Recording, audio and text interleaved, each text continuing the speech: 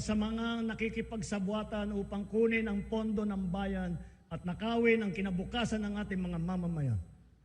Mahiya naman kayo sa inyong kapwa Pilipino. Mahiya naman kayo, lalo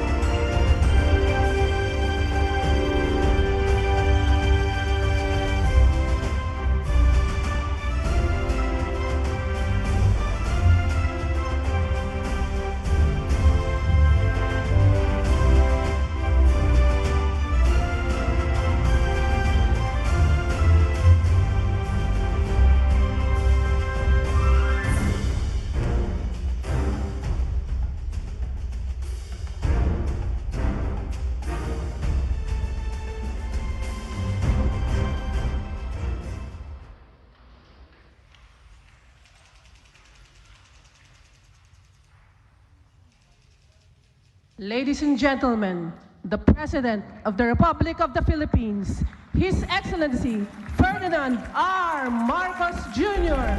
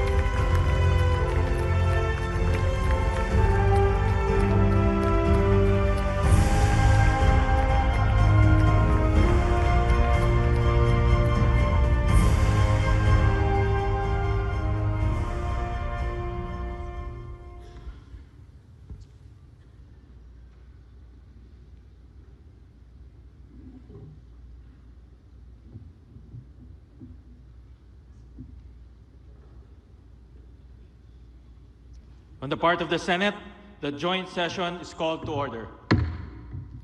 On the part of the House of Representatives, the joint session is called to order. Please rise for the singing of the Philippine National Anthem to be led by the Philippine Charity Sweepstakes Chorale. Bayang magiliw, pelas ng silanganan, alam ng puso, sa dibdib mo'y buhay. Lupang hinirang, guyat ka ng magiting, sa manlulupi, di ka pasisiil.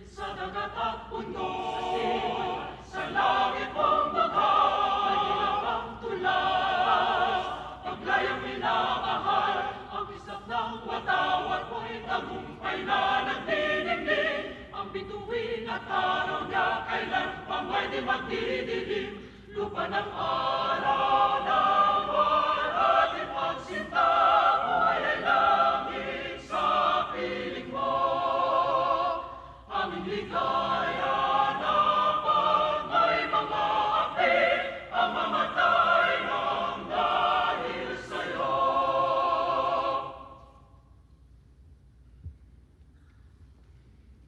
Please remain standing for the awiting panalangin to be performed by Ruben Don Diego Laurente.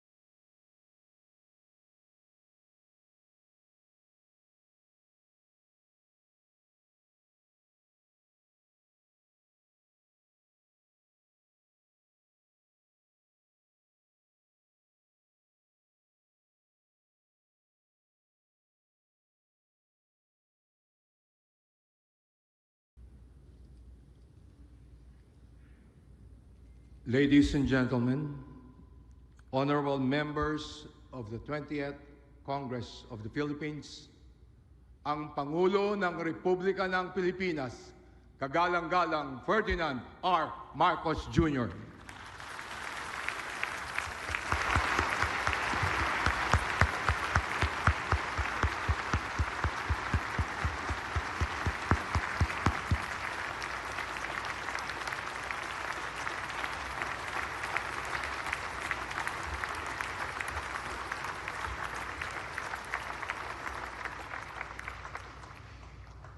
Former President Gloria Macapagal Arroyo, Senate President Sherwin Gatchalian, and honorable members of the Senate, House Speaker Faustino D. III, and honorable members of the House of Representatives, Chief Justice Alexander Gesmundo, and honorable justices of the Supreme Court, His Excellency, the Most Reverend Charles John Brown, and esteemed members of the Diplomatic Corps, Executive Secretary Ralph Recto, and honorable members of the Cabinet, First Lady Luis Araneta Marcos, other distinguished guests, ladies and gentlemen, good afternoon. Mga kababayan ko, naririto ako muli upang tuparin ang ating katungkulan at magbigay ng ulat sa inyo tungkol sa estado ng ating bansa at sa mga ginagawa ng inyong pamahalaan. Isang taon na ang nakalipas mula noong huli akong tumayo rito upang ilantad ang katiwalian na nadiskubre namin sa mga flood control project. Gaya ng aking ipinangako sa inyo, nagsagawa tayo ng malawakan at malalimang investigasyon na walang pagkikiling kahit kanino man. Masusi nating sinuri at sinundan kung saan tayo itinuro ng ebidensya. Lahat ng kailangang gawin ay ginawa natin upang matuntun ang punot dulo. Mayroon ng mga unang nakasuhan at nakulong, mga kontratista, matataas na opisyal, pati na mga mambabatas. At dumating na tayo sa punto na ayon sa Ombudsman ay malapit na ang paghain ng patong-patong na kaso labang sa dating speaker. Masakit man sa akin ito, ngunit kailangan nating gawin ang tama. Hindi ako pangulo ng aking pamilya. Hindi ako pangulo ng aking kaibigan.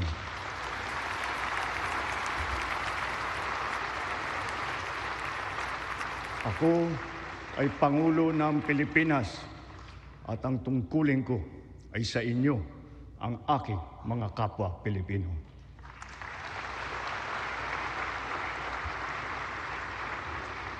Kaakibat ng mga naisampang mga kaso, tiniyak ng inyong pamahalaan na mababawi mula sa mga nagsabwatan ang nakuha nilang pera ng taong bayan.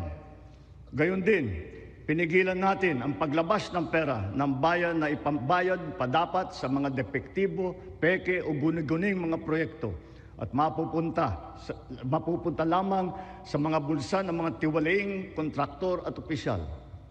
Halos 25 bilyong piso ang halaga ng nabawi, frozen at napreserbang mga pera at ari-arian ng mga akusado. Ang mahigit 800 milyong piso dito ay agad nating nabalik sa Treasury. Lahat ng mababawi mula sa mga sangkot na tiwali ay agad ibabalik sa kaban ng bayan. Ipinapaubaya na natin ang pag-uusig sa Ombudsman at sa ating mga pinalakas na National Prosecution Service. Nananalig din tayo sa makatarungang hatol ng hukuman. Makakaasa kayo na ang gulong ng hustisya ay tumatakbo.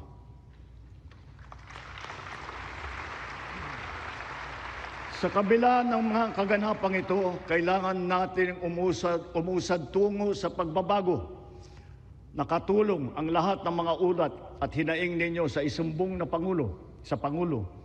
Ang inyong pagbabantay at pakikialam sa pamahalaan ay ang susi sa paglaban sa katiwalian. Ang reforma sa DPWH ay nagsimula na. Nagpasok tayo ng mga bagong graduate kasama ang mga tuwid at maasahang mga job order at contract of service. Bukod sa mga flood control project, lahat ng mga proyekto ay sinuri at tiniyak na talagang kinakailangan at maayos mula sa plano, presyo hanggang pagpapatupad. Para walang overpricing, sinigurado natin na ang mga materyales ay ayon sa presyo sa merkado. Bantay sarado ang bawat proyekto at ang nakalaang pondo sa Transparency Portal, Integrity Chain at katuwang na ang mga civil society organization. Mula nung tumama sa ating bansa ang epekto ng giyera sa gitnang silangan, nagdeklara tayo agad ng State of National Energy Emergency. Iisa ang ating misyon, uplift, ang iahon ng ating nahihirapang mga mamamayan. Ang lahat ng mga ahensya ay inatasang magtipid at pagtuunan mabuti ang mga programa na mas mahalaga sa pagtugon sa mga epekto ng krisis. Ibinuhos natin ang pondo kung saan karapat-dapat at mas kinakailangan sa mga pangunahing serbisyong ramdam at tiyak na makakatulong sa ating mamamayan. Ang pera ng taong bayan na muntik mapunta sa bulsa ng mga tiwaling opisyal ay naisalba natin. At sa halip na nagamit natin ay nagamit natin sa mabuti at para sa tunay na kapakanan ng mamamayan. Ibinaba natin ang karagdagang halos 58 bilyong pisong pondo sa mga lokal na pamahalaan para mas mabilis at mas malawak ang paglingap sa taong bayan. Mataas ang tiwala at kumpiyansa natin sa mga lokal na pamahalaan. Ito ay paghahanda na rin para sa mas marami at mas malawak na serbisyo para sa kanilang mga nasasakupan. Nagsimula tayo doon sa mga direktang naapektuhan ng kaguluhan. Ang pagsaklolo sa ating mga kababayang OFW na naipit sa digmaan. Mahalagang misyon ito ng pamahalaan. Gayong lagpas 2.2 milyong Pilipino ay naghahanap buhay sa Middle East.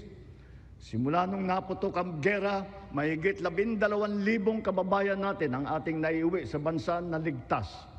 Mahigit 140,000 OFW naman ang ating nabigyan ng sari-saring tulong sa gitna ng kaguluhan sa Middle East. Tulad ng pagkain, tulong pinansyal, pagpapagamot at masisilungan. Pag-uwi sa Pilipinas, sila ay ating tinulungan upang makapagsimula muli sa pagpahanap buhay sa pamamagitan ng Action Fund at OWA Kabuhayan Program. Ang iba naman ay nilapit natin sa peso o kaya'y sinama natin sa bayanihan para sa balikbayang manggagawa job fair. Samantalang ang iba ay tinulungan natin makapaghanap buhay muli sa ibang bansa. Bukod sa kanila, ang mga magbabalik natin mga gurong OFW ay papasok na sa mga public school natin kung saan sila ay higit na kinakailangan. Dahil dito sa Pilipinas, sila ang ma'am at saka ang sir. Patuloy ang ating ugnayan sa iba't ibang bansa at ang suporta natin sa mga OFW para sa kanilang kaligtasan. Lalo na at may mga kababayan tayong nasawi o hanggang ngayon ay nawawala sa Middle East. Pangalawa, bunga ng ating magandang ugnayan sa iba't ibang bansa. Natiyak nating sapat ang supply ng langis para sa ating pangangailangan. Sa kabila ng pagsara ng Strait of Hormuz, ay nagawa natin makabili at makapag-angkat mula sa ibang pagkukunang bansa tulad ng Japan, South Korea, Oman, India, maging sa Russia, pati na sa China. Dahil sa mga ito, natiyak natin na sapat ang supply ng bansa na tatagal hanggang halos 2 buwan. Nakipag-usap din tayo sa Iran para sa kaligtasan ng ating libo-libong mga kababayang tripulante na nasa Strait of Hormuz. Sa kooperasyon ng ating mga kumpanya ng langis, hindi naging biglaan ang pagtaas ng presyo ng petrolyo, kundi paunti-unti sa loob ng 1 linggo. Ito'y para naman maging magaang sa ating nahihirapang mga consumer. Nagtakda rin tayo ng sunod-sunod at malalaking mga price rollback na kailangan tuparin ng mga kumpanya ng langis. Sa tulong ng batas na naipasa ng Kongreso, agad din natin nasuspindi ng 3 buwan ang pagpataw ng excise tax sa LPG at saka sa kerosene. Bukod dito, agad din natin nilimitahan ang pagtaas ng presyo na inaangkat nating bigas. Inaresto at kinasuhan din natin ang mga nahuling nagsasamantala sa kabila ng pagdurusa ng taong bayan habang may state of energy emergency. Lahat ng posibleng gawin para mababa ang presyo at mapabagal ang pagtaas nito, ginawa natin. Marami ang naapektuhan o kaya nawalan ng trabaho sa panahong ito. Kaya tuloy-tuloy ang pagsasagawa natin ng mga job fair sa buong bansa. Nitong Mayo 1, araw ng paggawa at kasagsagan ng mataas na presyo ng krudo, nagsagawa tayo ng halos 100 job fair, kung saan halos 300,000 trabaho ay pinagbigay alam natin sa publiko. Sa isang araw ng job fair na ito, lagpas 6,000 Pilipino ang hired on the spot. Dito rin natin ipinamahagi ang mga sweldo para sa mahigit 100,000 benepisyaryo at nagtatrabaho sa ilalim ng dilip at tupad ng DOLE. Kumilos agad tayo upang pigilan ang mabilis na pagtaas ng presyo ng bilihin. Hinikayat ang mga bangko at e-wallet na magbawas ng kanilang karaniwang singil sa bawat transaksyon na online. Kaya ngayon, maraming bangko at e-wallet na nagbaba o nagtanggal ng kanilang sinisingil sa online transaction fee. Upang makaluwag din sa mamamayan, nagbigay ang mga bangko ng hanggang 6 na buwang palugit sa pagbabayad ng utang at hanggang 1 taon naman kung ang utang ay ginamit para sa agrikultura. Ganito rin ang ginawa ng GSIS at SSS para sa mga utang ng mga miyembro nito, pati na ang NHMFC para sa mga umutang ng murang pabahay at ng Pag-ibig Fund para sa mga naapektuhan na OFW. Kahit papano ay nakaluwag ito sa mga consumer, lalo na sa mga naghuhulog para sa kanilang bahay at sa mga nagpupundar para sa kanilang negosyo. Sa panahon na lumiit ang kita dahil sa mataas ng mga presyo, mahigit 26,000 toneladang bigas ang binigay sa mahigit 2.5 milyong pamilya. At ito'y itutuloy pa natin hanggang umabot sa 8 milyong pamilya na makikinabang.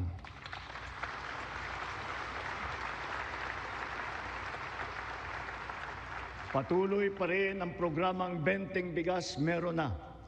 Ito'y nakakapagbigay ginhawa sa mahigit 12 milyong Pilipino sa buong bansa. Ang mahigit 800 nating kadiwa ay nasa buong Pilipinas ay sabay pa rin nakakatulong sa mga namimili at sa mga magsasaka at mangingisda na direktang nakakapagtinda ng kanilang mga produkto.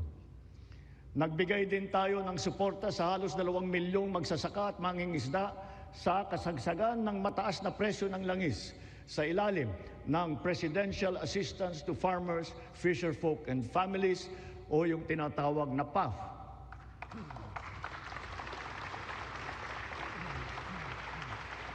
Dahil sa mas malakas, malawak at mura nating internet, naging mainam na alternatibo ang online classes at saka ang ating work from home. Mataas ang presyo ng ating kuryente, lalo na ngayong Hunyo, dala pa rin ng mataas na presyo ng krudo at paglakas ng dolyar. Gayunpaman, tiniyak natin na nabigyan ang mamamayan ng kaunting proteksyon sa kanilang electric bill.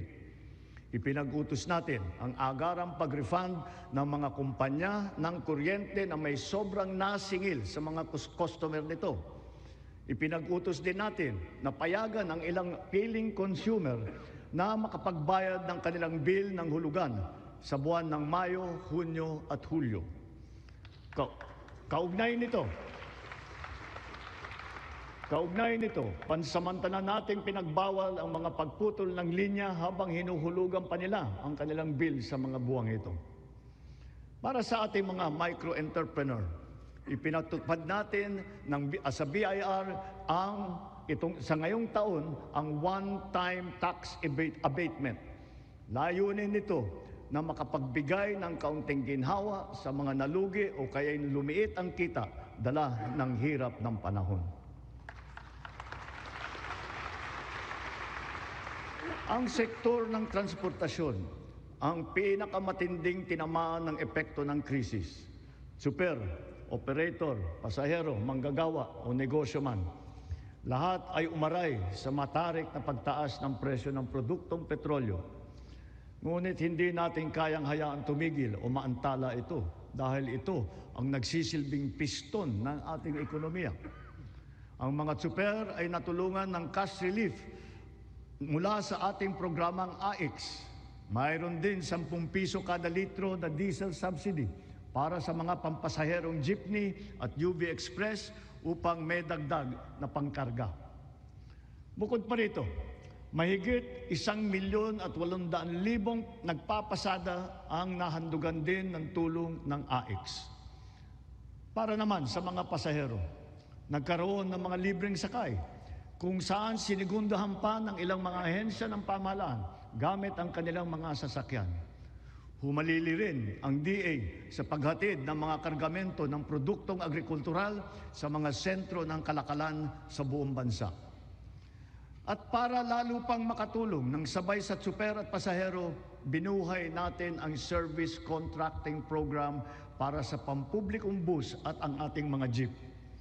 Sa ilalim ng sistemang ito, ang kwalipikadong operator o driver ay nakakakuha ng karagdagang kita sa bawat kilometrong tinakbo sa pagserbisyo ng mga pasahero. Sa panig naman ng pasahero, kung hindi man libre ang sakay, meron silang 20% na discount sa pamasahe.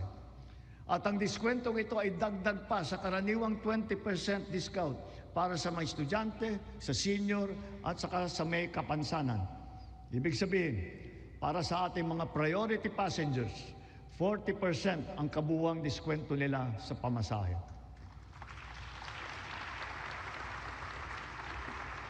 Nariyan din ang tupad, tuloy pasada, kung saan nagkaroon ng dagdag na kita ang mga tsuper na pampasada. Sa mga programang ito pa lang, milyong-milyong Pilipino, driver man o pasahero, ang nakaramdam ng kaunting ginhawa sa kanilang mga biyahe araw-araw mula nang ito'y nailunsad. Dito sa Metro Manila, ang lahat ng mga sumasakay ng LRT2 at MRT3 ay patuloy na nagiginhawaan ng 50% diskwento sa pamasahe. Bukod pa ito sa mga espesyal na diskwento na ating ibinibigay tuwing linggo at mahahalagang kapistahan.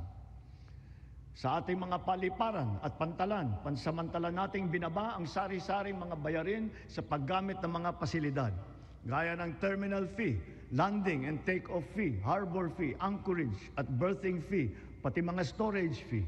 Halimbawa, sa Cebu Port, naging libre ang terminal fee. Sa mga paliparan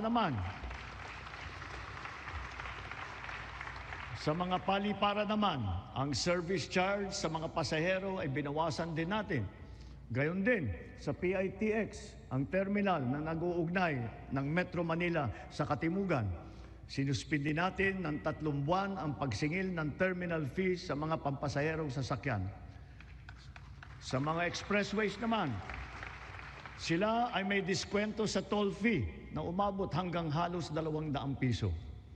At kapag ang kargamento naman, ay pagsakay ng roro ay produktong agrikultural at sangkap ng pagkain, binaba natin mula 500 ang terminal fee. Ngayon, piso na lang ang sinisingil sa kanila. Sa pagdaan naman nila sa mga expressway, libre ang toll fee ng mga truck na accredited ng Department of Agriculture. Dahil sa lahat ng mga pinatupad na ito, milyong-milyong Pilipino ang kahit papano ay direktang nakaramdam ng tulong sa panahon ng mataas na presyo ng petrolyo. Sila ang ating mga tsuper ng pampublikong sasakyan, mga estudyante, manggagawa, pati na rin ang mga magsasaka at marami pang pasahero sa buong Pilipinas. Mga kababayan, sa ating pagbalik tanaw, kaya ko kayong harapin at sabihin na ginawa natin ang lahat ng nararapat upang malunasan ang mga epekto ng krisis. Agarang kumilos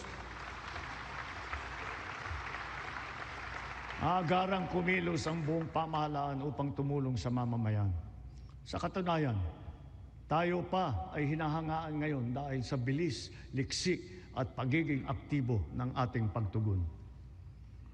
Libuang-buwan mula sumiklab ang digmaan, ramdam pa rin natin ang bigat ng mga epekto nito sa ating bansa.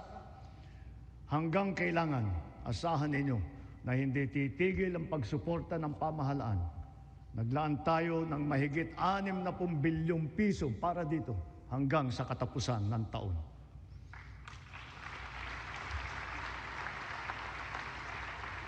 Ang pondo na naisalba natin na balak ibulsa ng mga tiwaling opisyal ay sa taong bayan natin ibinubuhos. Ngayon ipipihit natin ang mga programa sa mas nangangailangan nating kapwa Pilipino para naman mas malawak at mas marami ang maaabot ng tulong. Layunin natin matulungan ng 3.2 milyong benepisyaryo ng 4Ps at walang gutom program, ang 1.2 milyong minimum wage na manggagawa ng miyembro ng SSS at ang 2.2 milyong kababayan nating mahirap na hindi pa naging benepisyaryo ng programang pang-ayuda ng pamahalaan. Nariyan pa rin ang nakaabang na pagsuporta natin para sa sektor ng transportasyon, agrikultura at mga OFW na apektado ng kaguluhan. Kung susumahin, mahigit 7.2 milyong pamilya na lubos na nangangailangan ang matutulungan natin sa mabigat na kabanatang ito. Ngunit, hindi natin kaliligtaan ang ating mga manggagawang Pilipino, lalo na ang mga middle class, pati na ang mga maliliit na negosyo. Alam natin na sila rin ay nabibigatan sa epekto ng krisis. So to ensure the continued progress of the middle class amidst the lingering effects of the crisis, we will pursue tax relief measures that promote growth, that generate revenue, and advance equity towards socio-economic sustainability. Kaya bilang natatanging proteksyon sa kanila at para mas mapakinabangan nila ang pinaghirapan nilang kita, nananawagan ako sa Kongreso upang maipasa ang batas na magbibigay ng bahagyang ginhawa para sa ating bayaring buwis. Una, palawakin natin ang exemption sa income tax.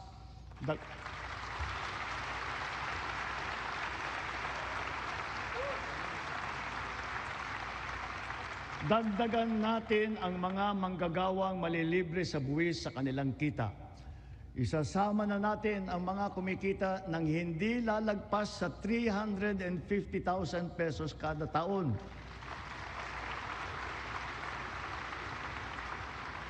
Kasabay nito ang karampatang pagbaba ng income tax ng iba parang manggagawa. Pangalawa, ang mga maliliit na negosyo ay hindi napapatawan ng minimum corporate income tax.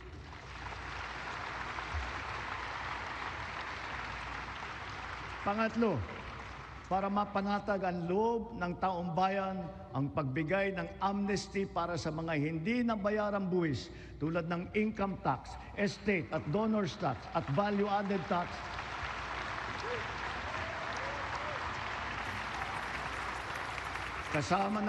Kasama na rin dyan ang mga multa na kaakibat ng mga ito. Malinaw ang mga leksyon sa atin ng mga nagdaang buwan. Una, ang kahalagahan ng seguridad at katatagan ng bansa pagdating sa enerhiya at sa pagkain, ng ating ugnayan sa ibang bansa at ng bawat mamamayan kahit saan man sila naroroon. Pangalawa, ang abilidad ng pamahalaan na kumilos agad sa angkop at mainam na paraan. At ang ikatlo, ang pagpursigi at pagnatyag ng Pilipino sa kabila ng mga hamong dumadaan. Dala ang mga sariwang leksyon nito, mas maayos at mabilis ang pagresponde natin sa ating mga naging biktima ng sakuna. Tulad sa nangyaring paglindol sa Visayas at Mindanao kamakailan, mahigit 600,000 pamilya ang ating nasakluluhan. Lampas 3 bilyong piso ang ating binuhos para sa agaran tulong sa mga pamilyang lubos na naapektuhan. Ito'y sa pamamagitan ng pagkain, pagpapagamot, tulong pinansyal at pabahay. Unti-unti na rin nating naaayos ang supply ng tubig at kuryente, linya ng komunikasyon at mga daan sa mga apektadong lugar. Hindi lamang minsang paghatid ng tulong ang ating ginagawa. Ang misyon natin ay sila'y muling makabangon at maitaguyod. We have moved on from the reactive approach.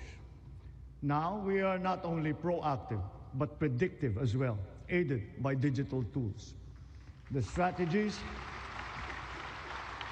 strategies of public-private supply chains, hubs and spokes, warehousing, automated production, and wide-scale pre-positioning of food and non-food supplies in LGUs have proven their efficacy. We have now established a network consisting of primary disaster resource centers in Luzon, in Visayas, and soon in Mindanao, 15 hubs, 76 spokes, and 919 last-mile facilities across the country, which makes up our nationwide disaster response infrastructure.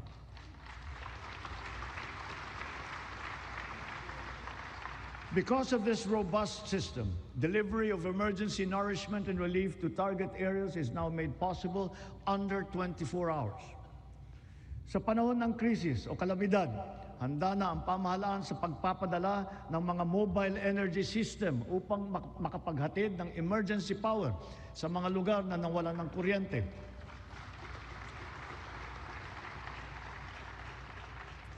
Complementing these are our government emergency communication system and the private sector-led and our first ever satellite-to-mobile service, both of which guarantee uninterrupted telecommunications nationwide in the event of crises and of disasters. At dahil meron na tayong konsepto ng state of imminent disaster, hindi na natin hinihintay na mangyari ang sakuna. Aagapan natin ang paghahanda at pagresponde. And so, taking all these lessons to heart, our overarching mission and all our conscious efforts henceforth must not be to simply uplift, but to ensure security and self-sufficiency of our nation and of our fellow Filipinos. Sa nasaksihan nating pagtaas ng presyo ng petrolyo, maraming kababayan natin ang umasa sa pampublikong sasakyan. Kaya pinagtutuunan natin ng mabuti ang ating mga tren, mga busway, transport hub at integrated terminal at ang pagpapaganda at pagpapalawak ng mga paliparan at pantalan sa buong bansa. Ito ay upang mas malawak at malayo ang naaabot, tumaas ang kapasidad at maging moderno at mas maginhawa ang serbisyo. Halimbawa, sa susunod na taon, ang mga tren ng North-South Commuter Railway ay tatakbo na sa pagitan ng Valenzuela at Malolos. Sisikapin ng DOTR na sa pagtapos ng administrasyong ito, tapos na rin ang railway hanggang sa Clark.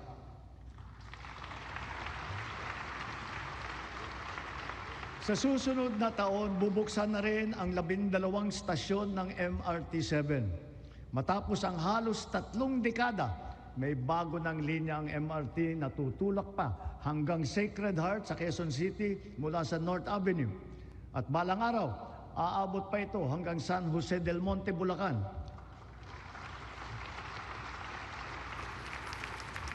Sadyang napakalaking ginhawa nito sa halos 1 milyon na pasahero bawat araw.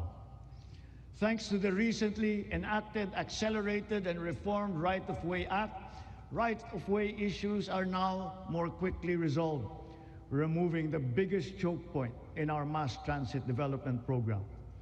Sa kabilang banda, yung unang bahagi ng Cebu Bus Rapid Transit ay bukas na. At yung nasa Ilocos Norte naman ay ating pasisinayaan sa susunod na taon. Ang mga nag-modernize ng mga sasakyan, lalo na ang mga lumipat sa mga hybrid at electric vehicle, ay hindi nakaramdam ng kurot ng pagtaas ng presyo ng petrolyo. Consistent with our clean energy drive, we have encouraged the adoption of electric vehicles. We have removed all tariffs on EVs until 2028 to bring down market prices. And government has also been mandated to prioritize electric vehicles and their refleeting plans. This clean and green policy is two-pronged. It shall also spur growth of our domestic local industries across the EV value chain, specifically those involved in the vehicle assembly and manufacturing of batteries and related spare parts. Mitiin natin na sa pagdating ng 2040, kalahati ng mga sasakyan natin ay EV na. Ang ilang makabagong love bus at ang articulated bus na gagamitin sa Davao City, mga EV na. Ang MB Dalaray naman na pinasayaan natin kamakailan lamang ay isa ring EV na nabuo sa pagtutulungan ng UP at saka ng DOST. Sa darating na panahon, ang ganitong electric ferry boat ang gagamitin sa Pasig River Ferry Service mula Pinagbuhatan sa Pasig hanggang Escolta sa Maynila. Kaya hinihiling ko ang suporta ng buong industriya upang mapaandar na natin sa lalong madaling panahon ang ating minimiting modernisasyon ng mga pampublikong sasakyan. Titiyakin natin na magiging makatao, magaan at makatarungan ang pagpapatupad nito. Tulad ng aking nabanggit, dapat mataas ang kalidad, matibay at maghahatid ng pangmatagalang ginhawa sa taong bayan ang lahat ng pampublikong infrastruktura. Ngayong taon, matatapos na ang bahagi ng South Luzon Expressway TR4 mula sa Santo Tomas City, Batangas, papuntang Tiaong sa Quezon.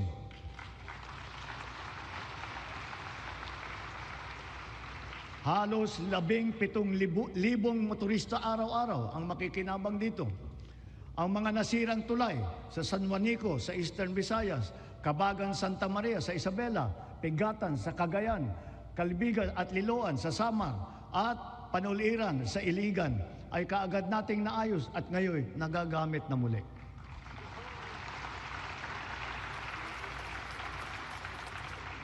Bukod sa 137 evacuation center na naitayo sa buong bansa, magsisimula na ngayon taon ang pagpapatayo ng Ligtas Pinoy Centers. Una doon sa mga lugar na madalas tamaan ng hagupit na panahon, tulad ng Bicol, Eastern Samar, Bukidnon, Davao de Oro. Ang mga gusali na ito ay dinisenyo upang kayanin ang mga malubhang kalamidad tulad ng super typhoon na 340 kilometers per hour, ang lakas ng hangin at ang magnitude na 8.4 na lindol. Ganon din dapat ang taas ng kalidad at tibay ng lahat ng pribadong infrastruktura. Ang lahat ng gusali sa ating bansa ay dapat handa at kayang manatiling matatag at nakatindig laban sa anumang banta ng sakuna at kalamidad. Kaya akmal lamang ng bigyang halaga at pagtuunan ang pag-amyenda ng National Building Code upang maging alinsunod ito sa mga modernong pamantayan.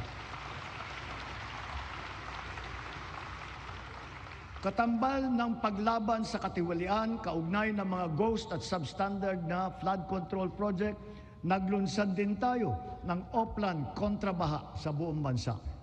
Dito sa Metro Manila, masigasig ang ginagawang paglilinis ng mga estero at imburnal sa pangunguna ng MMDA. Nakakatulong ang mga Cash for Work program sa malawakang paglilinis na mahigit 200 estero at waterway mula sa Luzon hanggang Mindanao, sa Ilocos Sur, sa Cagayan, sa Camarines Sur, Negros Occidental, Cebu, Capiz, Iloilo, Lanao del Norte, Maguindanao del Sur, Misamis Oriental at Bukidnon. Sa kabila ng mga ginagawa nating ito, kailangan pa rin nating iwasto ang ating pamamaraan sa pagtapon ng basura. One systemic intervention is to update our 25-year-old Ecological Solid Waste Management Act, aligning it with modern waste management practices such as waste-to-energy and waste treatment technology.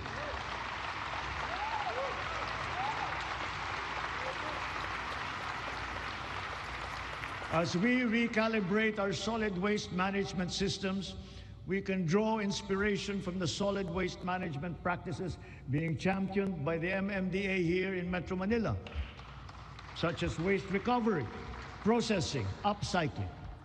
For example, what used to be the Carmona Sanitary Landfill of the 1990s is now the MMDA Nature Park. And more than a multi-purpose green space, it shall soon be the base of its high-level disaster preparedness training and simulation exercises.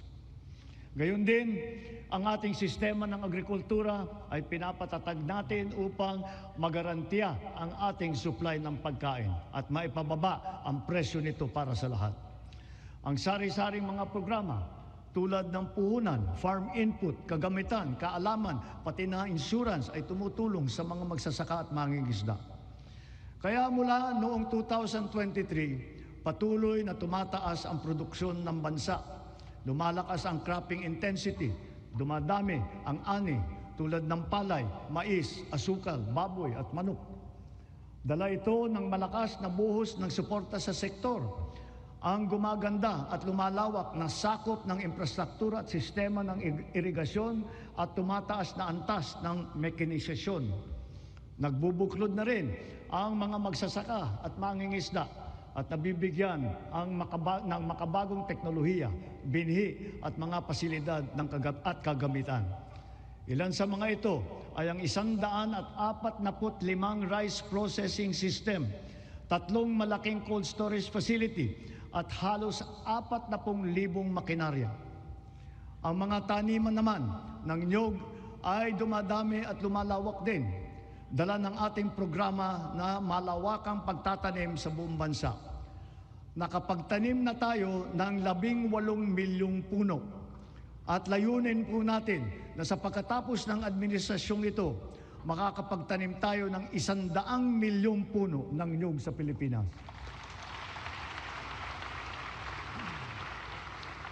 Gagarantiyahin ito ang tatag ng ating industriya ng niyog hanggang sa mga susunod na dekada. Ang NFA din ay ngayon may mas malakas na ang kakayahan sa pagbili ng mga ani ng magsasaka sa mas magandang presyo at sa pag-imbak ng buffer stock. Ang mga sari-saring peste at sakit na ay nagbabantang manira ng mga inaasahang magandang kita. Halimbawa rito, ang avian flu at saka yung ASF. Kaya tinitiyak ng DA na ang mga magsasaka ay natututo ng mga makabagong kaalaman at mga mainam na paraan sa pag-iwas at paglaban sa mga ito.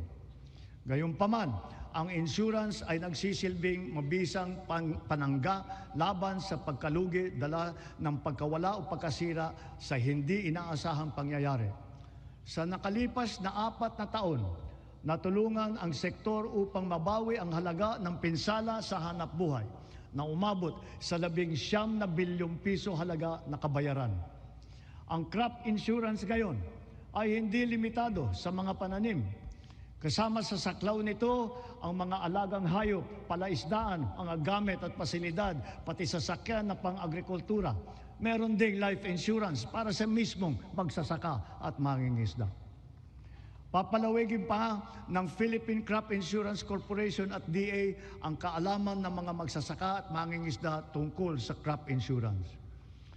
Upang makapagbigay ng kapanatagan sa isipan ng mga benepisyaryo ng agrarian reform, wala tayong tigil sa pamamahagi ng mga titulo sa lupa na ginawad sa kanila. Kaya sa loob ng 4 na taon, lagpas 400,000 titulo na ang suma total ng atin na ipamahagi sa kanila, na may kabuong lawak na mahigit 500,000 hektarya.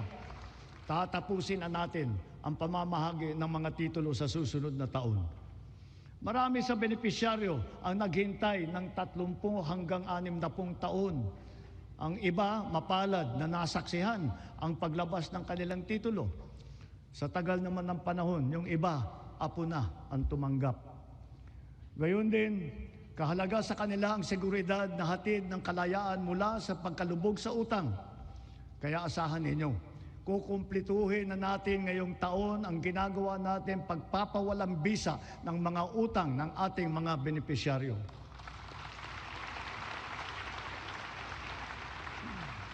Sa kabila ng mga ito, patuloy pa rin ang suporta ng DAR sa reformang agraryo tulad ng irigasyon, mga daan, makinarya at mga pautang para sa mga benepisyaryo nito. Kaya sinasabi ko, Secretary Conrad, huwag mong munang isipin na pwede ka na mag-retire. Marami ka pang trabaho na gagawin sa DAR. Ang mga nagdaang buwan ay nagpaalala sa atin na kailangan natin paramihin ang pinagkukunan natin ng kuryente. Ito ay isang tanda ng pagiging matatag na bansa. Kaya't kasalukuyan nating binabantayan at tinututukan ang 200 proyekto na matatapos hanggang sa dulo ng administrasyong ito. Ang kabuuang kapasidad ng mga ito ay halos 10,000 megawatt. 45 sa mga ito ay natapos na at 31 ay matatapos ngayong taon. At ang 124 naman ay inaasahang matatapos hanggang sa 2028. Dagdag pa rito ang mahigit 1,700 megawatt na hatid ng mga proyekto para sa energy storage system na may kakayahang mag-imbak ng kuryente. Karagdagang seguridad ito sa 2028 para sa halos 30 milyong kabahayan at mga industriya sa bansa. Ang mga proyektong ito ay napabilis ng dahil sa mga bagong patakaran at proseso na nagpapadali ng pagnegosyo dito sa ating bansa para sa mga Pilipino at dayuhang negosyante. Ngunit siyempre, mas pinapaghalagahan natin ang mga teknolohiya na hindi umaasa sa inaangkat na krudo na pinapaandar ng mga likas na yaman ng ating bansa, tulad ng renewable at indigenous. Bukod sa ilang mga plantang pinapatakbo ng krudo, nakapagdagdag tayo ng mahigit 60 plantang pinapatakbo naman ng geothermal, solar, hydro at wind at saka ng biomass. Because of the extension as well of the Malampaya service contract until 2039, drilling operations once again resume for the first time in 8 years. What we have uncovered is truly a national treasure.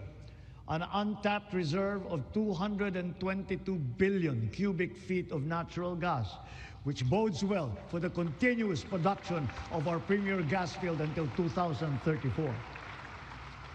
To put it in context, 222 billion cubic feet of natural gas is sufficient to power 1.6 million households for the next 8 years until 2034.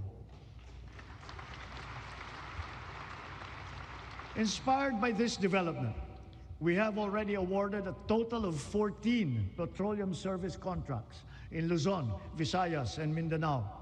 By far, this is the highest number of such contracts ever to be awarded during a single term of any president in our history.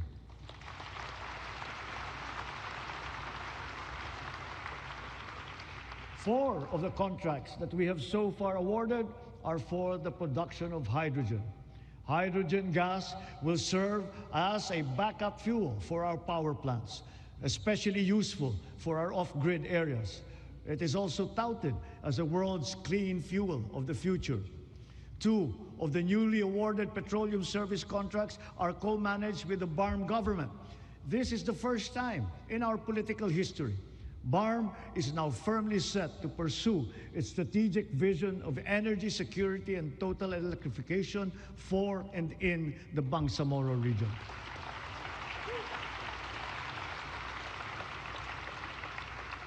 Sa kabila ng mga nailatag para sa ating seguridad sa enerhiya, panatag ang aking loob na kaya nating umangat pa. We have begun to embark on the establishment of hydrogen power plants. Multiple projects are now in their pre-developmental stage in Marinduque, in Masbate, Zamboanga, Sibugay, Basilan, and other potential areas. Pushing the envelope further, perhaps it is time for us to revisit nuclear energy production.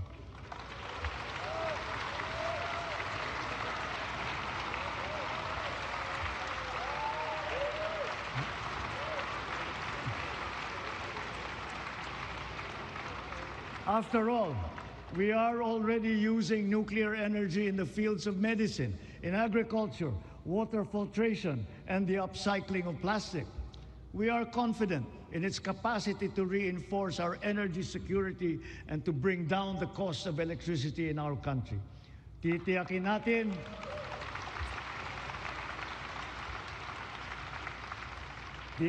natin ito ay ligtas. Titiyakin din natin may papaliwanag na mabuti sa publiko ang magandang dulot sa atin ng enerhiyang nuklear.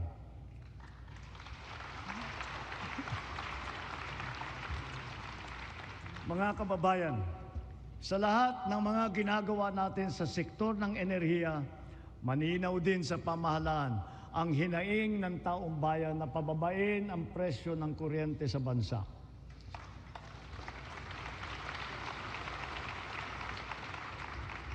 Unang-una, upang maging simple, madali at abot-kaya ang pagpapakabit ng solar panel at battery storage system sa kanilang mga bahay, hinihiling ko ang tulong ng Kongreso na maipasa na ang Sariling Kuryente Act.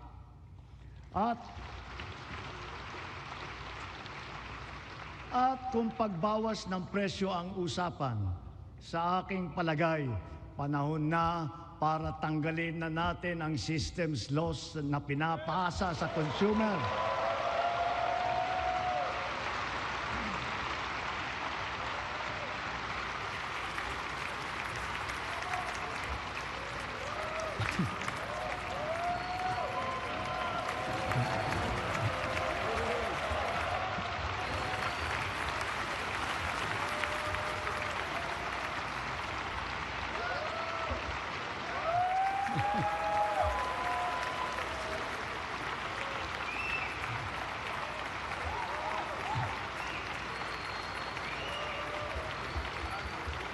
Pinapasa ito sa consumer at kinakarga sa bill na pinapatungan pa ng value-added tax.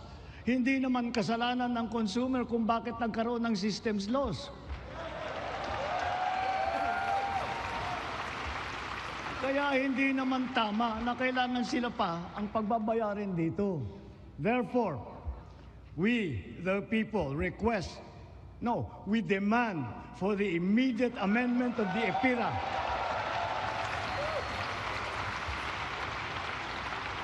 and to prohibit charging systems lost against consumers, including the value-added tax thereon.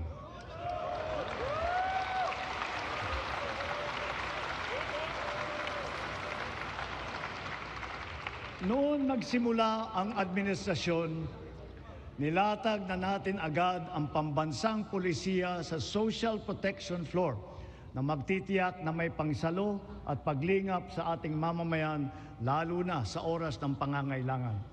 Kaya't nariyan ang DILIP at tupad ng DOLE at AIX at Risk Resiliency Program ng DSWD para magsilbing pantawid sa anumang krisis na pinagdadaanan sa pamamagitan ng pansamantalang hanap buhay o di kaya'y tulong pinansyal. Ngunit, mas mainam pa rin ang pangmatagalang seguridad ng makukuha mula sa matatag na trabaho.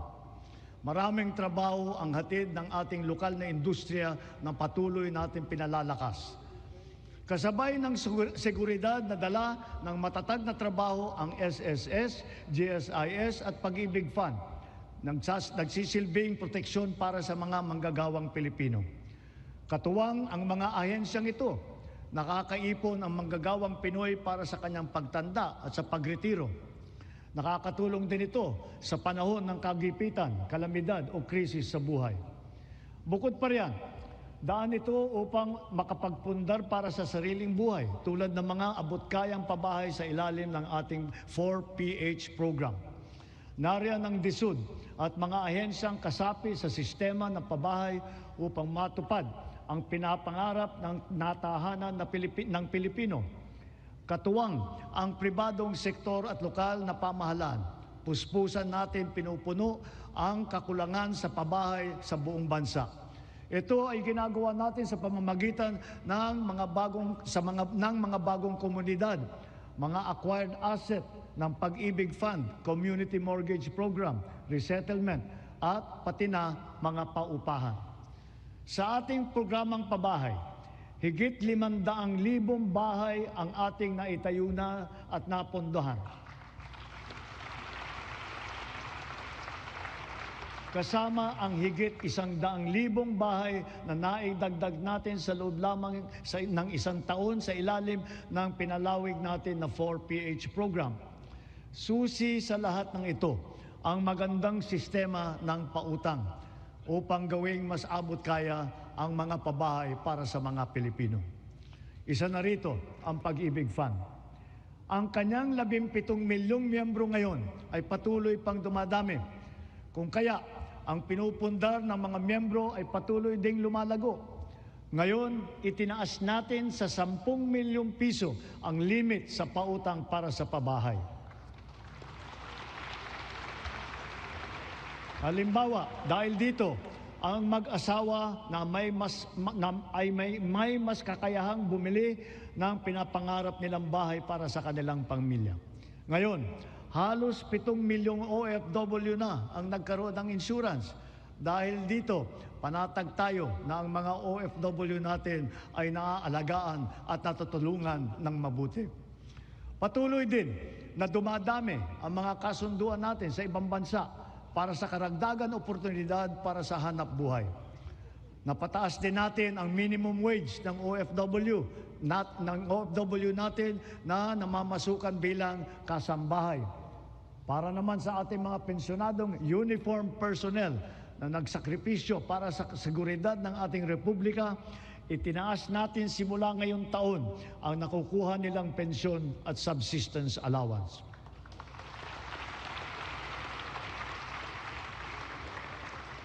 Bilang dagdag tulong naman sa mga pensyonado ng SSS, pinaaga natin ang 10% pagtaas ng kanilang pensyon simula Hunyo na dapat sana ay nakatakda pa sa Setyembre. Mula nung nag-umpisa ang administrasyon, humigit kumulang 44 na milyong Pilipino na ang protektado ng SSS. Mahigit 80,000 sa kanila ay mga tsuper, mga tindero, tendera, gig worker, mga job order at contract of service at iba pang mga nasa informal na sektor. Ang mga contract of service at job order ng pamahalaan, ipinagpatuloy natin ang kanilang mga serbisyo. Naglaan pa tayo ng karagdagang sahod para sa kanilang paghulog sa SSS, Pag-ibig at PhilHealth bukod sa iba pang mga benepisyo. Misyon natin na mas marami pang Pilipino ang makakasapi sa SSS, lalo na ang informal na sektor at mga self-employed na tulad nila. Kaya nananawagan ako sa buong sambayanan, huwag natin ipagwalang bahala ang seguridad na handog ng SSS, pati na ang Pag-ibig Fund. Tiyakin po natin na ang wasto at buwanang paghulog para sa ikabubuti ng ating mga kinabukasan. Maganda ring balita na dumadami sa ating mga kababayan ang kumukuha ng insurance at pre-need mula sa pribadong sektor. Mainam din itong pagpundar para sa kinabukasan. Ito ay para sa lahat ng Pilipino. Ginawa rin itong mas abot kaya dahil sa mga micro-insurance plan. Ngayon na nasa merkado, ito yung mga rehistrado at lehitimo. At mas maganda rin ang balita sa ating kabataan. Sa kanilang murang edad ay nagbubukas na ng mga account sa bangko o kaya sa digital payment app. Hikayatin at turuan natin silang mag-impok at magpundar para sa kanilang kinabukasan.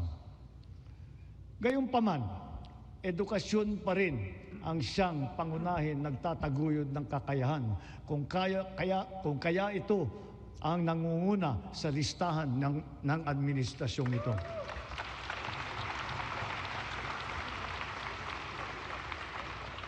Sinisimulan natin ito mula sa pagkamusmus at ito'y dapat tuloy-tuloy at hindi tumitigil. Kaya dapat nakakintal sa puso't isipan ng mga Pilipino ang lifelong learning at continuous self-improvement. Ang nagdaang mga buwan ay nagpaalala sa atin na mahalaga ang reskilling at upskilling ng ating mga manggagawa. Napatunayan natin ang kakayahan ng mga senior high school graduate natin sa mga isinagawa natin bagong Pilipinas Servisyo Fair nitong Marso. Mahigit 1,200 senior graduate ang naging hired on the spot. Maaari na rin sila ngayon mag-apply para sa mga bakanteng unang baitang na posisyon sa pamahalaan. Ngunit, patuloy pa rin natin pinalalakas ang curriculum ng senior high upang lalong maihanda ang estudyante para sa tunay na mundo. Pinaigting ang work immersion para maranasan nila ng personal ang paghahanap buhay sa kanilang gustong larangan. Panatag ang ating loob sa edukasyon pagkatapos ng senior high dahil sa patuloy na pagtaas ng kalidad ng kolehiyo sa ating bansa. Noong 2022, ang mga kolehiyo natin na pumasok sa World University Rankings for Innovation ay 12 lamang. Patuloy po nating ipinataas ito bawat taon. Ngayon, 140 kolehiyo na ang pumasok na sa World University Rankings. At lagpas kalahati sa kanila ay state at local universities and colleges kung saan libre ang matrikula.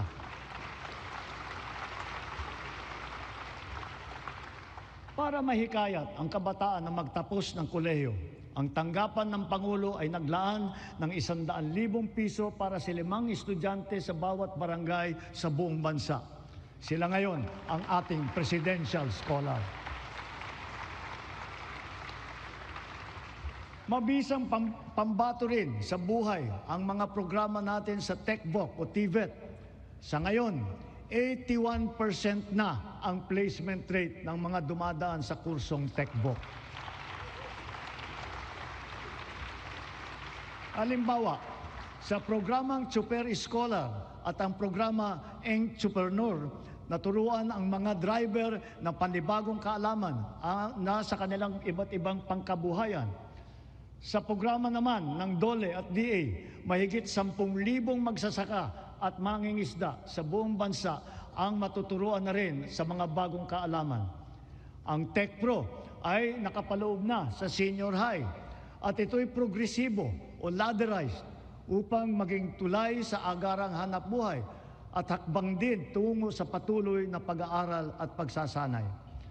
Maaring gamitin ng isang TVET graduate ang kanyang national certificate bilang pundasyon upang maituloy pa ang pag-aaral hanggang maging ganap itong kolehiyong diploma.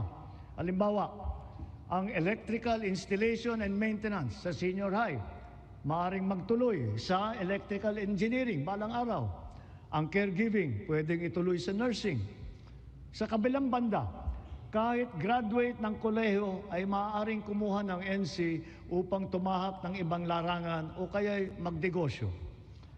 Inahahayag ng DOLE at TESDA sa publiko ang kompletong impormasyon ukol sa mga kurso at programa ng TVET, lokasyon ng mga training center at provider, paano mag-apply, petsa, iba pang mahahalagang detalye. Malaking tulong ngayon ang TESDA Passport na bunga ng digitalization ng inyong mga serbisyo. In line with our digital transformation drive, our DICT continues to train our tech-savvy citizenry in high-impact tech skills to help them stay competitive in this ever-evolving field. AI is here to stay, and so we adopt it to harness its potential to enhance critical sectors, from our educational system to our industries. We have launched massive training programs for AI readiness, which have reached at least 1.8 million individuals, students, parents, and teachers alike. This success inspires confidence to further scale up our initiatives for AI literacy across all sectors. We must ensure our global competitiveness. Within and beyond the academe, we must inculcate in our youth the virtues of critical thinking, innovativeness, creativity, as well as the ability to find solutions to problems. Our targeted scholarships and funding grants are all aimed to encourage these trailblazing traits. Contests such as Young Creative Challenge, the NICE, and the Philippine Innovation Awards recognize their talent and their hard work. At the same time, we have to do more to protect our children. We must protect them from the harmful influences and forces that exploit their vulnerability. The corrosive influence of fake news, the unfettered exposure to pornography, even to minors, the constant depiction of casual violence, and the toxicity and hate culture pervasive in social media.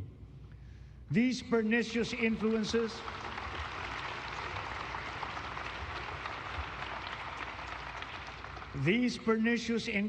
lead to issues of their mental health, rise in teenage pregnancies and HIV/AIDS cases, and other extremely harmful consequences. We must all assume a community responsibility for our young people's protection.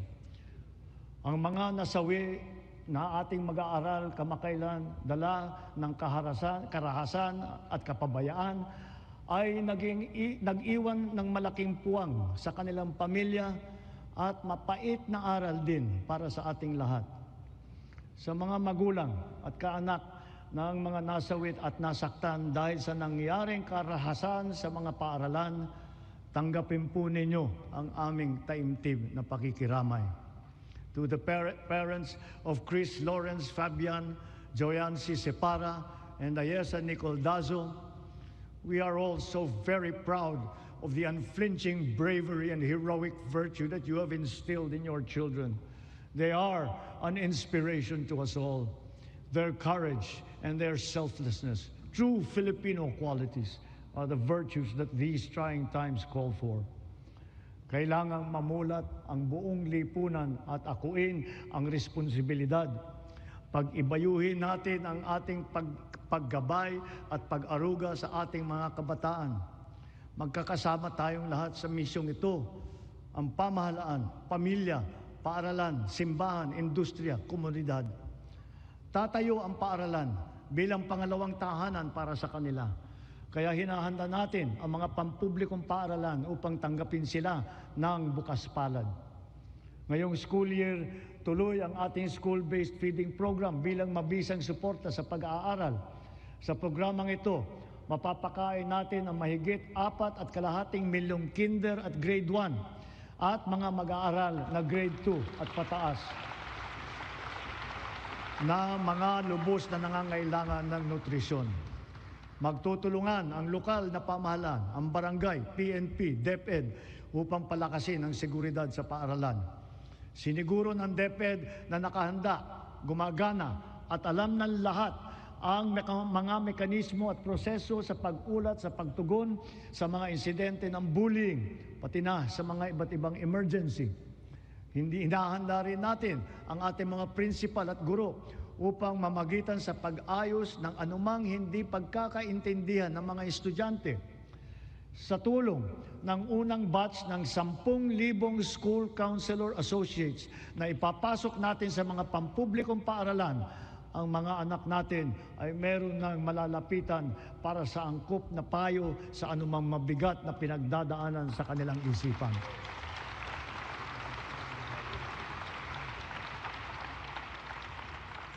Hindi mawawaglit sa ating isipan ang karangalan at kadakilaan ng ating mga guro.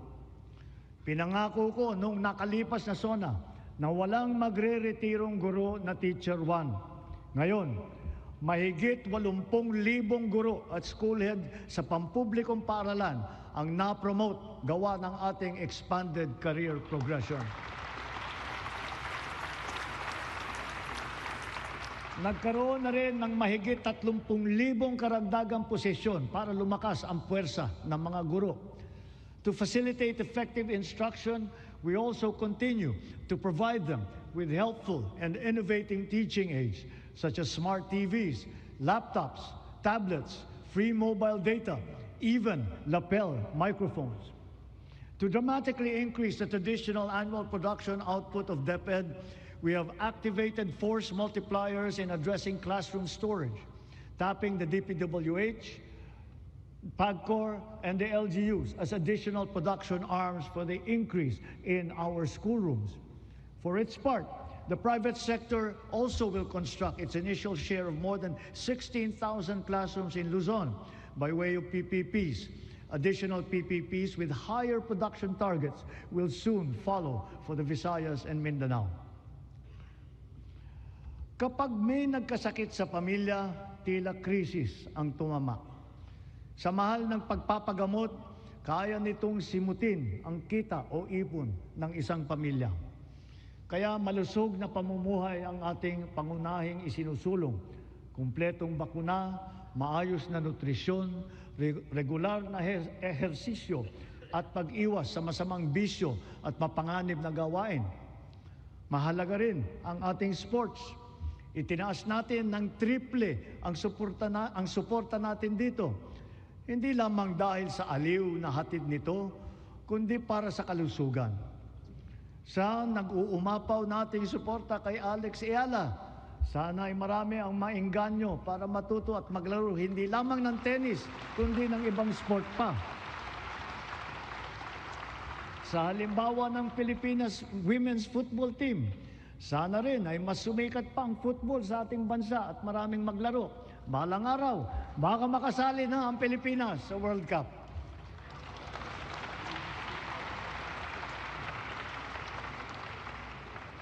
Ang ating sistema ng universal healthcare ay ang pangunahing seguridad sa kalusugan ng bawat Pilipino, katuwang ang DOH at saka ang PhilHealth.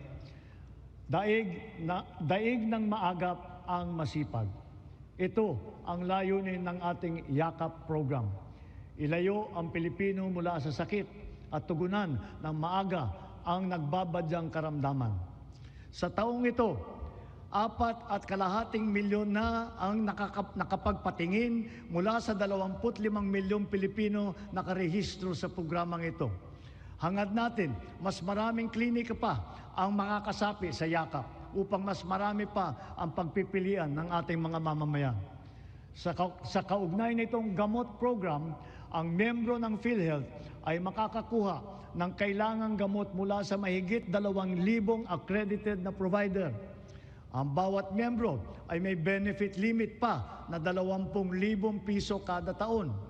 Ngayon, 75 na ang mahahalagang gamot na kasama sa listahan ng programang ito.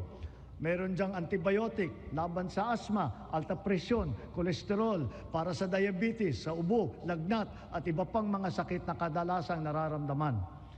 Sa 7 buwan ng taong ito, mahigit 300,000 kababayan natin ang nakinabang dito.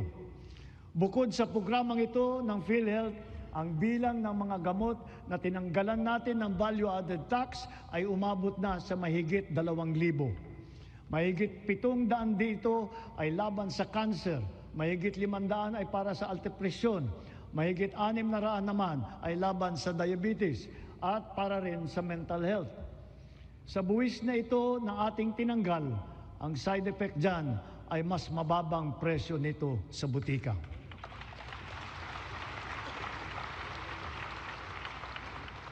Ngunit kung pag-iwas sa sakit ang ating tunay na pakay, kulang pa ito. Kailangan mas maaga ang pagbabantay. Kaya pinapalawak pa natin ang programang ito.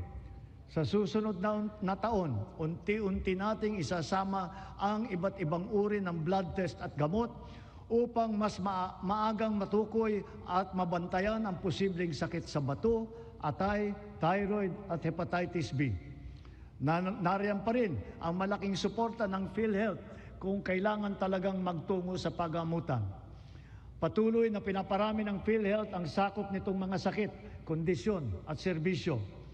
At itinaas din nito ang limit upang matiyak na sumasabay ito sa pagtaas ng pangapresyo. Pinahahalagahan ng PhilHealth ang mga laganap at malubhang mga karamdaman tulad ng cancer at sakit sa puso. Kasama na rin ngayon ang pagpapagamot ng HIV/AIDS upang makatulong sa pagpigil na dumadaming mga kaso dito sa bansa. Pati na rin ang TB na kumikitil ng halos 100 buhay bawat araw dito sa atin. Para mapaganda pa ang suporta natin sa mga batang may developmental disabilities, dodoblehin natin ang PhilHealth package para sa pagpapatingin sa therapy.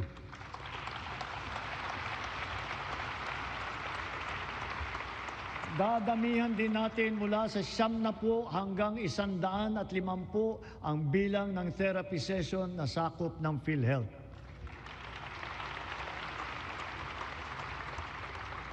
Nakaantabay din para sa kanila ang Project Aruga ng DSWD para sa karagdagang tulong pinansyal. Mula sa lagpas 5 milyong pamilyang Pilipino na gumagamit ng PhilHealth noong 2022, umabot na sa mahigit 7.5 milyong pamilya ang nakatamasa ng mga benepisyo ng PhilHealth nitong nakalipas na taon. Lahat ng ito ay gawa ng ating masigasig na paghikayat, maayos na proseso ng pagrehistro at mas pinabilis pang pagbayad sa mga ospital at healthcare providers.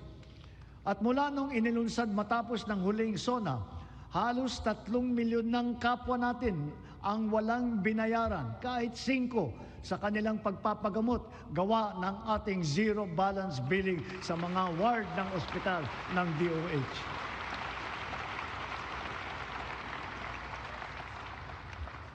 Siyempre, hindi natin makakaligtaan ang maaasahang medical assistance o MAIP. Mas marami na ang ospital na sakop nito. Mas pinadali pa ang proseso.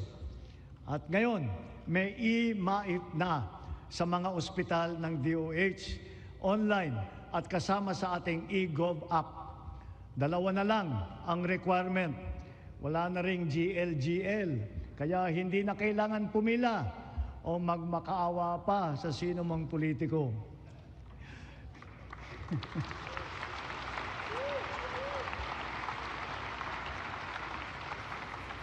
Sa mahigit 56 na milyong nakapag-download at gumagamit ng ating e-Gov app, Ganong karaming Pilipino, kasama ang kanilang pamilya, ang madali nang maaabot ang napakahalagang medical assistance na ito mula sa national government.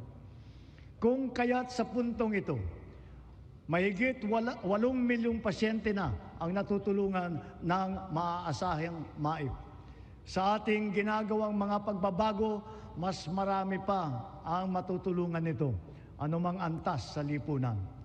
Paraan natin ito upang mapakinabangan ng mamamayan ang buwis ng kanilang binabayaran. Malaking bahagi ng naisalba nating pondo mula sa korupsyon sa flood control project, binuhos po natin sa edukasyon, sa pagkain, sa DOH, PhilHealth at sa MAIP. Para talagang makatulong, makapagpagaling at makapagpalakas ng katawan ng Pilipino. Patuloy pa nating inaayos ang sistema ng mga ospital at mga pasilidad sa bansa, kasama ang mga bukas at mga specialty center. Mayroon din Valor Clinics na tanging para naman sa ating mga veterano at kanilang pamilya.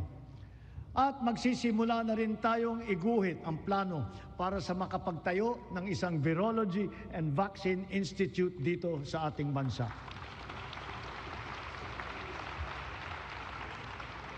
Kasabay nito, ang hanay ng mga dalubhasa sa larangan ng medisina at kalusugan ay dumadami na rin.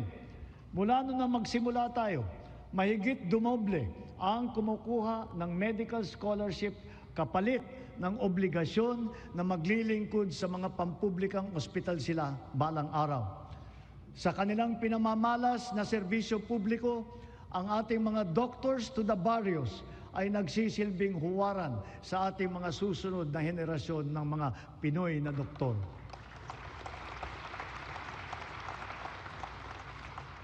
As we have witnessed and proven during this difficult period, our strong foreign relations have earned us incalculable dividends.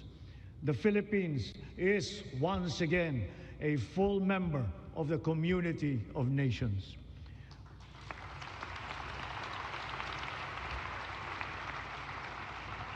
Our vigilant trade facilitation efforts have resulted in integrating our country into the international free trade network that is the widest and most active one that we have ever had in our history.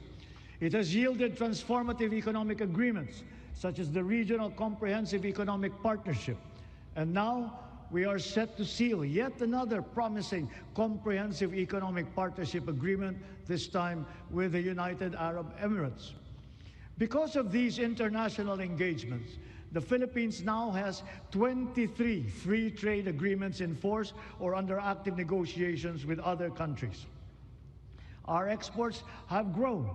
They have continued to grow, reflecting high productivity and the increasing competitiveness of our products and services in the international trade market. It now behooves us to reinforce our strengths, enhance our comparative advantage, and diversify our portfolio. On this principle, we have maintained our competitiveness in supplying critical components to top technology companies in the world. We have also maintained export competitiveness for our indigenous farm products, such as ube, coconut, bananas, other tropical fruits. And we have now ventured into new, invaluable ones like enoke mushrooms. Foreign investments continue to pour in because of our beneficial policies, especially those promoting ease of doing business and accelerating digital transformation that curb red tape and corruption. Over the past 3 years, more than 6 trillion pesos in investments have been facilitated through our green lanes. These are estimated to create over 400,000 jobs for our fellow Filipinos. Our productive eco-zones lay down the fertile groundwork that brings these investments into actual fruition, posting consistent growth rates over the past 3 years. Extending beyond Metro Manila, from Luzon to Mindanao, promising new areas have been recently proclaimed, such as in Dumaguete and Misamis Oriental. And soon, we will also present a strong case for Palawan and for the halal industry. We continue to strive We continue to strive for bigger and greater things, venturing into areas heretofore unimaginable. That is, strategic and emerging industries that position our country in the global value chain, such as in the fields of pharmaceuticals, advanced manufacturing, luxury goods, technology, and logistics. Additionally, a product of the 23-member-strong US-led PAC Silica initiative, the PAC Silica Industrial Hub will create an ecosystem that will have AI at its core.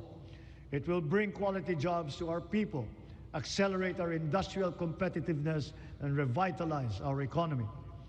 As a strategic component of the Luzon Economic Corridor, the hub will be an advanced manufacturing and logistics center in the global AI and technology value chain. Cagayan is both geographically and economically primed to serve as our gateway to space and host the country's first spaceport. A sounding rocket launch test is slated for next year. Yes, we are going to launch a rocket into space. This we will do in partnership with a South Korean aerospace company. We do not have to look or sail very far to find dependable allies. ASEAN is our safe harbor, within which we share not only mutual proximity, but affinity. During our chairship of the ASEAN Summit this year, we advocated for greater solidarity and cooperation among ASEAN member states. Together, we found ways to alleviate the dire consequences of the war in the Middle East. Through a united ASEAN and its strong extended network, we have achieved greater security and resilience as a region and as individual nations, more capable of withstanding disruptive events. The ASEAN +3 Emergency Rice Reserve System will guarantee emergency rice supply in case of shortage in our domestic production. The ASEAN Digital Economy Framework, led by the Philippines, will harmonize digital rules and enable cross-border digital transaction. It will accelerate the growth of our local tech sector, enable fintech and digital banking solutions, and support financial inclusion, especially for small enterprises. Likewise, the Framework Agreement on Petroleum Security for the joint stockpiling of energy assets in the region has been ratified. And now that our Luzon, Visayas, and Mindanao grids are fully connected, we are in a better position to connect with our neighbors to help realize the ASEAN Power Grid. Moved by our stark realizations, ASEAN must further strengthen the bonds of our regional cooperation, building on our sense of affiliation and the heightened instinct for mutual assistance. This is bayanihan for the international community and for this part of the world.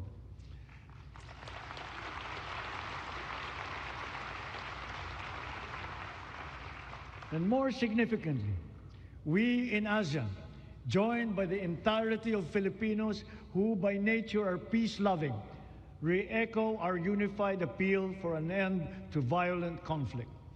We appeal to all parties for a heightened sense of community, to a return to the table, armed only with a genuine desire for peace and for normalcy. True diplomacy builds, violent conflict only destroys. Peace and order are the foundations of security for our country, for our region, for the world. A long but worthwhile 15 years since its signing, we are now ready to formalize a historic completion of the government's peace pact with the CBA-CPLA. And in accordance with the Republic Act number 12317, the BARM electorate is now poised to partake in BARM's first regular parliamentary election.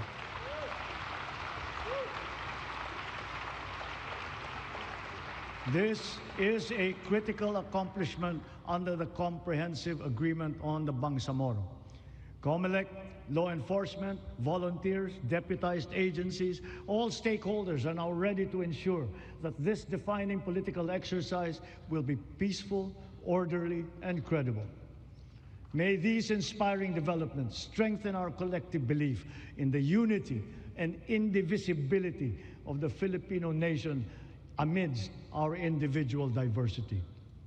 Our unity and collective consciousness are challenged now greater than ever before. A common threat lies before us, directed against our dignity and self-respect.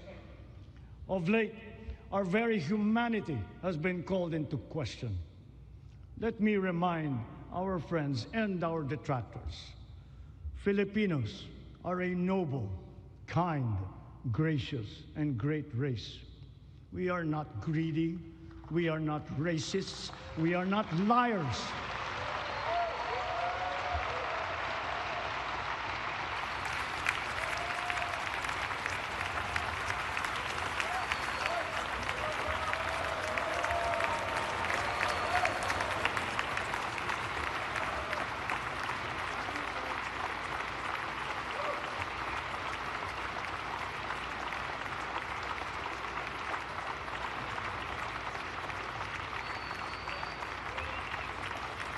We are respectful and we are dignified.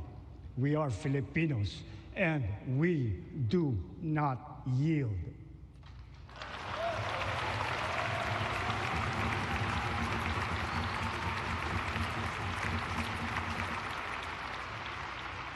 Just recently, we celebrated the 10th anniversary of the final and binding 2016 Arbitral Award, which stands as a definite benchmark for the interpretation and application of the UNCLOS. This is not a claim that we advance alone, nor is it one that we will abandon. Your government will do all that is necessary to continue upholding this award, utilizing every peaceful and legal means available to the Republic against any attempt, foreign or domestic, to undermine this achievement. We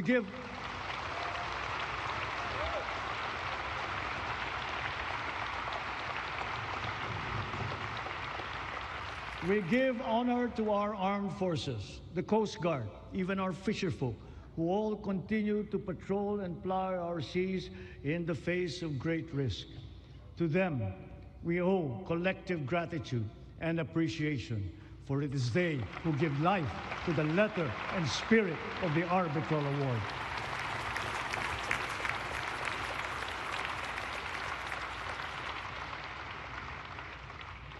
Mga kapwa kong Pilipino, sa ganitong mga banta sa ating seguridad, sa loob at sa labas ng bansa, tayo'y tumindig ng taas noo at magkapit-bisig.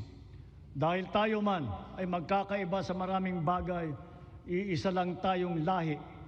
Tayong lahat ay Pilipino, Pilipino sa diwa, Pilipino sa dugo. Manaig nawa ang pagkakaisa at ang pagmamahal natin sa inang bayan at sa kapwa Pilipino. Sa bagay na ito, hindi tayo magkakatunggali. Tayo ay magkakabigkis tulad ng ating pinamana sa ating buong kasaysayan. Sa mga pang-aalipusta, hindi tayo matitinag. Sa manlulupig, hindi tayo pasisiil.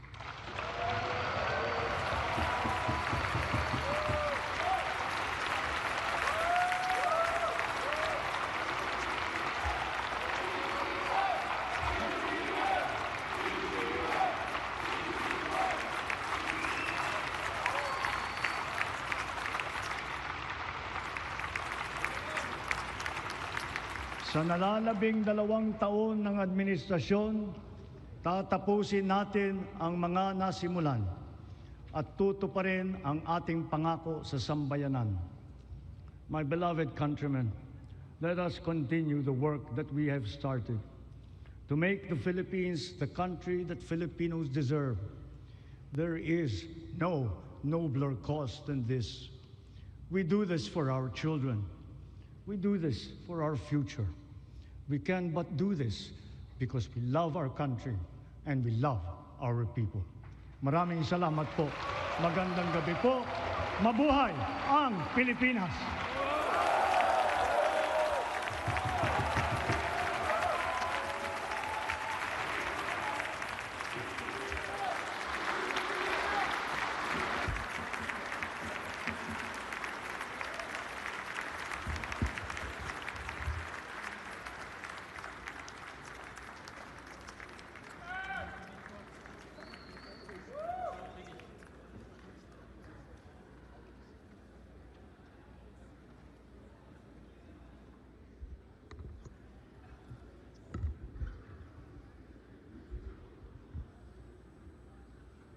On the part of the Senate, the joint session is adjourned.